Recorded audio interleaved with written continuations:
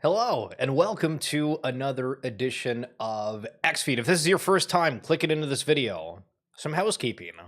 How are you? Hope you're having a good day. We go live Monday through Friday talking about collectibles news, and on occasion, we talk a little bit more about the trading card side of things than collectibles as a whole. And I have to preface that that's what this stream is probably going to turn into. Now we have a little bit of news otherwise, but I thought that I would try to slow max things. So there's this new hot trend of taking your time for anything you're doing, having a conversation, enjoying breakfast, going for a walk, reading slowly. Everything's about doing things slow. So I'm not going to yell and tell you what's going on. And it was funny because it's funny, you don't even know the joke, or it's not really even a joke. But as I mentioned before, I get the opportunity to do some play-by-play commentary, and I had a different co-host that was doing the color commentary with me the other day, and they were talking with their friend, and it's always sort of cool where you get to kind of hear what other people have to say, whether you're doing well, doing bad, and the game was really, really exciting. Like it was neck and neck the entire way. And it sort of started turning into like the 3-point show. And there was a couple of huge, like we're talking like half court 3 shots that were going. And so I'm standing up, I'm going crazy. And the guy that I'm with is like, yeah, my friend says that like you're deafening them when you yell. And I'm like, oh, my bad. So no yelling today. We're slow maxing it through the way. I'm Tully. What's going on, dude? Good to see you. Hope you're doing well. I'm Tully. Do you watch SpongeBob or nah? Because one of the stories we're going over today is the fact that somebody has acquired all of the rare SpongeBob trading cards, or at least a significant amount of them. So I have 6 different things that I have listed down that we're going to go over, and then we'll talk about the news in general. So of my experience this far, really trying to dive more into trading cards, finding a little bit of a passion with it as well. I collected a while ago, and then I sold a lot of what I had, and then it was like, oh, hold on, we're switching back to doing collectibles as a whole instead of covering as much on the Web3 side. And so slowly but surely getting back into it. So we'll talk about the card show. And if you haven't seen the video that I did, basically was just talking about my first experience with it. And if you want a different take on it, feel free to check that out. But I went to a card show. It was my first one. And right off the rip, it was pure chaos. It was $10 to get in, which I thought was okay. We're going in to buy stuff, so the fact that we have to pay to get into the show to then pay even more, I guess that's sort of like entertainment as well, because you pay for the show and then you got to get the meal. Unless you go to Medieval Times, then at Medieval Times you get the dinner and the show, so that's what makes that place that much better. But you go in and the place was just it was way too small, and the vendors, like I don't know if they loved it, but it seemed like from the Instagram stories from the official host of the show, they were having a good time because there was all these photos of like, this is what came in, this is what went out, and it was cash piles and cards, and they were doing all these deals. And I'm sitting there like, okay, I am a freshman at all of this. And there was so many people, even in the hallway. Like I went into the washroom and people were talking about deals and all of these things that can't be like set on air, and they were all carrying these briefcases. Some people had what the hell do they call like the satchel sort of deal, and they had like big bulky things, and they were carrying all this stuff. And so moving around the hall was hellish to begin with. And then the prices of things, I'm sitting like, okay, am I getting cheesed on one of these vendors? Because you go on TikTok, you go on YouTube, you see all these videos, all these insights. You go to a card show. Here's all the tips and tricks. And so everything in my head, I'm like, okay, you gotta be paying attention. You gotta be alert. You gotta be ready. You gotta just pay attention to everything.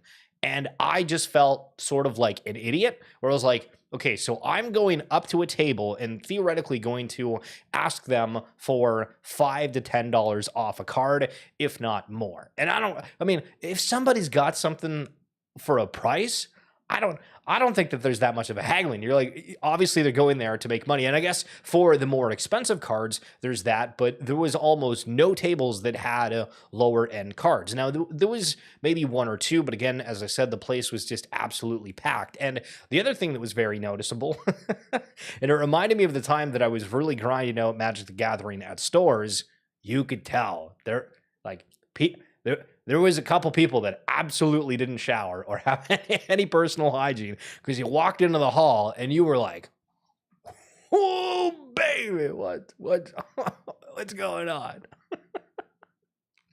But it was fun to go around, check out this show. It was super interesting to see certain tables that had like an entire corner or like a multi-table setup.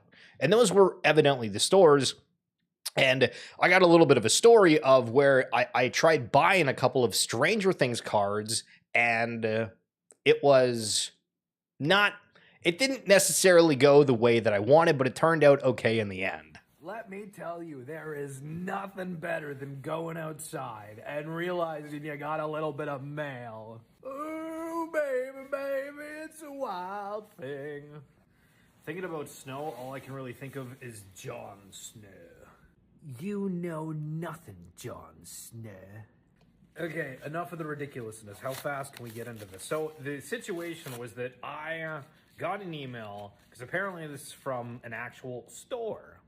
And I got an email saying that the cards that I bought were already sold in store. And I was like, oh, geez. But one made it through. Oh my God, it's a numbered Scott Clark. 46 out of 45.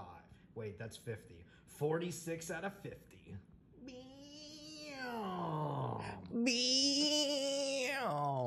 So this is that card.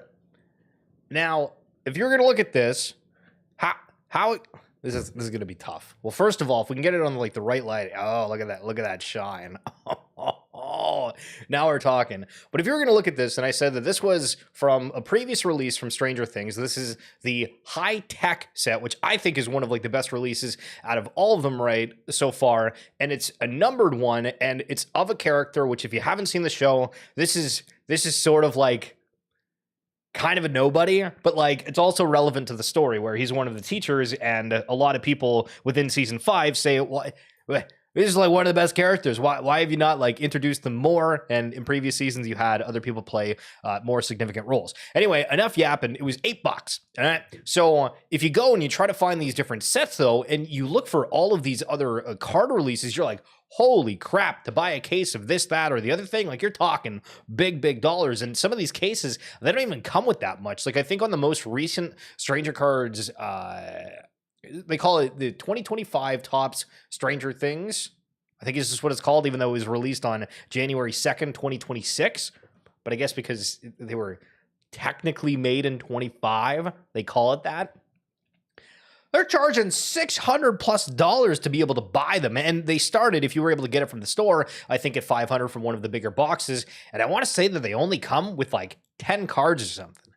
And obviously those ones they've highlighted where there's a bunch of signatures, and within that High Tek set, there is signatures and autos as a part of that. And there was actually some rather big sales that ended up happening. And let me see if I can bring up the photo that I saved the other day. So there's two different things that we can go over. So number one, this card went for $1.5 bags. Yo, Shad, what's going on? How are we doing? So the Millie Bobby Brown 1/1. This one went for $5,600. And again, the exact same set, and actually same background with like the top tile, but like not with the cutout. And that one went for a pretty significant amount. And then when I was also looking around there, I ended up getting a couple emails of some auctions that were ending, and it reminded me to bring up these ones as well. And so you can see on the top where there was a triple auto between Natalie Dyer, Joe Keery, and Charlie Heaton. And you might be familiar with Joe Keery because of his DeJoe band, End of the Beginning. It's been like the #1 song for a little bit. Guy goes from Stranger Things, massive popularity, to having globally recognized multi-billion plays on Spotify, Apple Music, whatever. Crazy, crazy work. So it was a triple auto, and that one sold for $1,275. And it was like, okay, so these are going for a fair bit. And then Dustin Henderson and Eddie Munson, or Gaten Matarazzo and Joseph Quinn, these guys had a really interesting relationship within the show where they were kind of like buddies, and Eddie Munson became a fan favorite, even though he was only in it for one season. They did a whole special with him and Metallica because there's a really, really crazy scene within season 4 where he plays, I think it's like Master of Puppets, and it's really, really cool. So I was actually surprised that one only went for 204 between those two. But we've seen where that series has gotten like a lot of attention. Now, I'm just a Stranger Things fan in general, but of course, when you see those higher price tags, you're like, okay, well, holy smokes, paying attention to exactly kind of what's going on.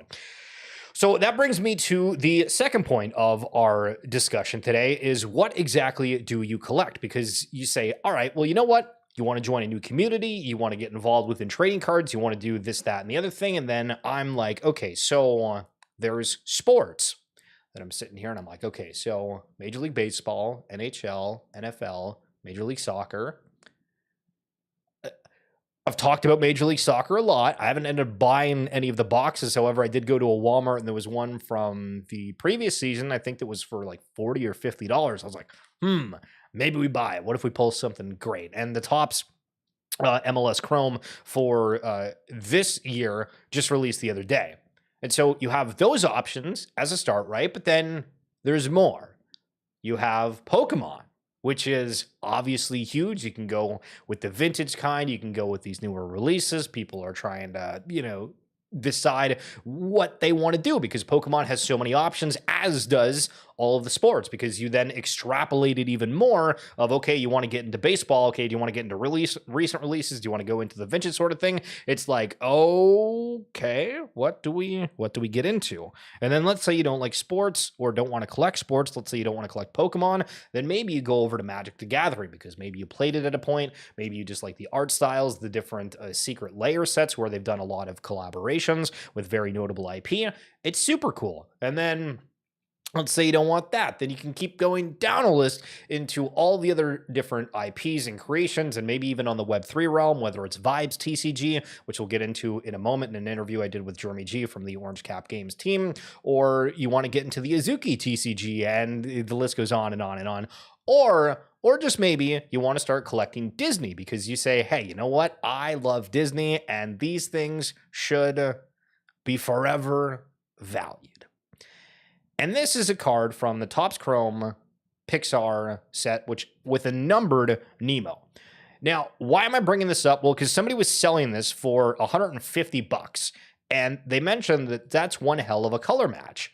And so my mind goes to saying, all right, well, what exactly do the rest of the cards look like if this is a color match? And I found the variant of it within blue. And I was like, okay, so if we look at like, okay, like maybe it's easier if we end up turning into a fish here, right?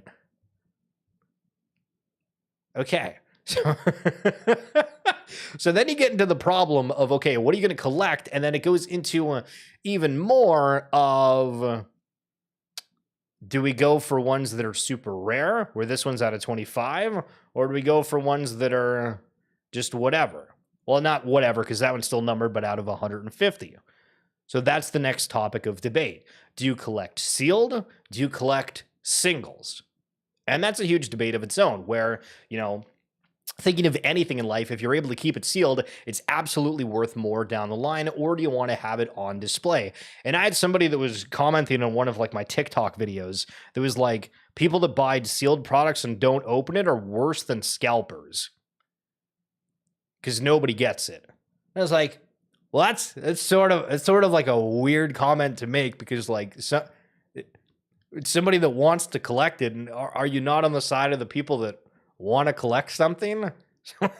That's been a whole ordeal getting the different comments across the socials, but that's honestly another deciding factor when you get into the sort of hobby where people say, we've gotten into all of these different breaks, we've bought in cases, bought in hangers, this, that, and the other thing, and nothing is produced, whatever. So monetarily wise, usually it's better to just buy singles. And you're like, okay. And then it comes into learning the prices of things and also sort of dealing with the breakers and then the culture because it's got its own lingo, which we went over the other day for Manchester United when they got into their digital collectibles and Web3 realm, where they had a whole terminology sheet explaining what does WAGME mean, what does GM mean, even though you think most people know what good morning in short form is with GM. But there are certain terms and things within TCGs where I said hanger a second ago, and that's, you know, when you go to the store and you can find that there's like a hanger of cards that you just pull off the shelf and small nuances such as that. And then you get into breakers where now the commentary that I've seen, which I thought, okay, you go to breakers and they have all these shows and you can kind of get in on like this fun action buying different cards. People saying, oh my God, these breakers are making so much money and this is insane and there's no skill involved and this and that. And they're, you know, scamming people. And there's like a little bit of negativity that's associated with it, but it's also like a huge, huge culture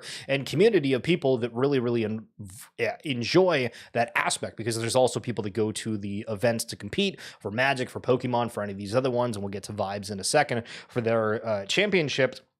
And then the fifth thing that I have written down is the similarity to crypto, where there's a lot of people that create these narratives, and it's exactly the same as in the digital collectible space of, hey, this set's going to be good. Vintage stuff is this. You should be going for this, that, and the other thing. And everybody has their own take. So when you just kind of step back for a second, you're like, all right, we have to form our own thesis. You can take in different thoughts from everybody, but you still have to have your own perspective on things because you'll get overwhelmed with the amount of advice that people put out there. And at the same time, you're like, all right, is that them giving meaningful advice, or is that bags talking of they have a lot of that and they want to push that narrative, which is usually dubbed and pushed for the people that you see that are buying individual collections of certain Pokemon, where a good example would be the Kabuto King guy, where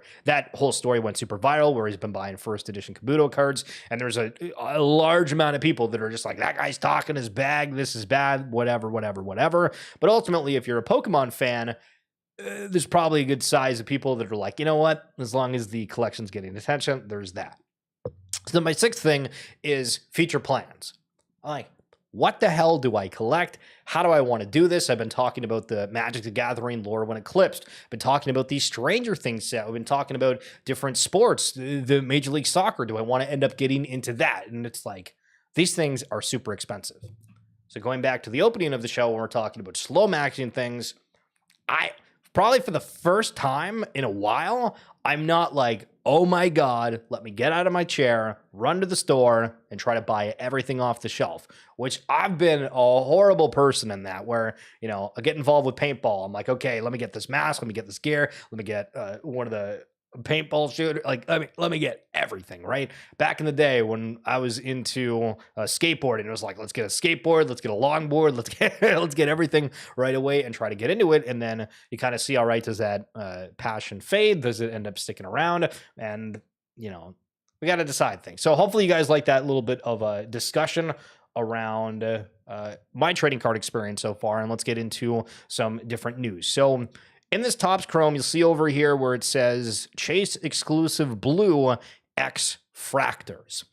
Topps just released the statement saying, we would like to provide clarity regarding the 25-26 Topps Chrome basketball mega boxes and recent questions about the packaging language. I feel like this is their second announcement in like 2 days regarding something that was not accurate. The mega box packaging says Chase exclusive blue X Factors, but it should have said Chase exclusive silver X Fractors, which, again, one of the reasons that the blue Fractors is a big deal, going back to the Nemo one where you had that orange, the color match sort of things, is obviously with Cooper Flag, and the blue, if it's a blue X Fractor, okay, now we're talking, right? Amongst the bajillion cards we're seeing for Cooper Flag. For 25-26 Topps Chrome basketball, the product includes exclusive silver X Fractors rather than blue ones. Silver X Fractors were inserted correctly at a rate of 10 per box, which is the same insertion rate used for the blue basketball parallel in the prior year. We understand that the typographical That's a crazy word to say. Error on the package led to some confusion. We believe that the product delivers a comparable value and the configuration described in the official odds and checklist. We apologize for this error and appreciate your continued passion for the hobby. And again, not the first time that something has come out regarding Topps. And I mean, even a month ago, somebody was on Reddit being like, the Blue X Factors, where are they? Have any surfaced? As I haven't seen any. What is going on? And then we see the narrative of the big dogs, the big fish that are out buying things. Remember Kevin O'Leary, that Michael Jordan Kobe card that he got before that was signed? Guess what he has to say about the price? This is the triple logo, man. This is probably the most coveted card on earth, worth around 30 million bucks. Wait, that card? 25 to 30 million. So he bought, as you can see at the top there, 12.9 million a couple months ago. And he's already calling it for it to have doubled. Yeah. It's raining here. I know, but this is, listen, our plan here is to collect these. We have many more cards like this. The point is that we think in a decade from now, this will be worth even more. You got one more. This is the dual logo, man. This is the most famous card out there because we bought it for $12.93 million in August. It's now worth almost $17 to $20 million. You just showed me $50 million worth of cards? So again, to go over to the story right quick, one of the reasons that this one's so expensive, we've seen other variants where there's the Kobe, Michael Jordan, but this is the only one that's known to be signed by both players in like the logoman. $0 We've got some Brinks guys behind with sunglasses on. They're going to take these away. This is the triple logo. you got the security walking around with you. Okay. I like, but respectfully, what does it look like when you have people that are buying this sort of things? And I did a live stream not too long ago where I tried to compare the Mario Bros and the fictional IP characters to the likes of sports legends right now. Because when I think about it, and everybody has this huge praise for Michael Jordan, maybe one day, but I'm not going back and watching all of his previous games and living that experience and having that connection to it where for a lot of these video games, for books, whatever else that it may be, you see new ones. And again, tomorrow they could release the game of the year for a certain IP. And so I've always thought that those fictional ones would outlive kind of sports legacies in a way. Now we're talking in like, a multi-year sort of situation that's probably a time frame that's like longer than all of us are alive for, to be truthful. But do we see where there's an uptick in these sort of big buys for some of the other trading cards that are out there that are not just sports related? Because I feel like these really, really big purchases like that are happening more on the sports side of things. So to break up the trading card discussion just for a second, McDonald's changeables are back. I have to say, apparently this was the most requested thing from McDonald's in terms of a toy to come back. And I don't remember what the hell a changeable is. So then I go and check out eBay, and people are already trying to sell these changeables before they're released.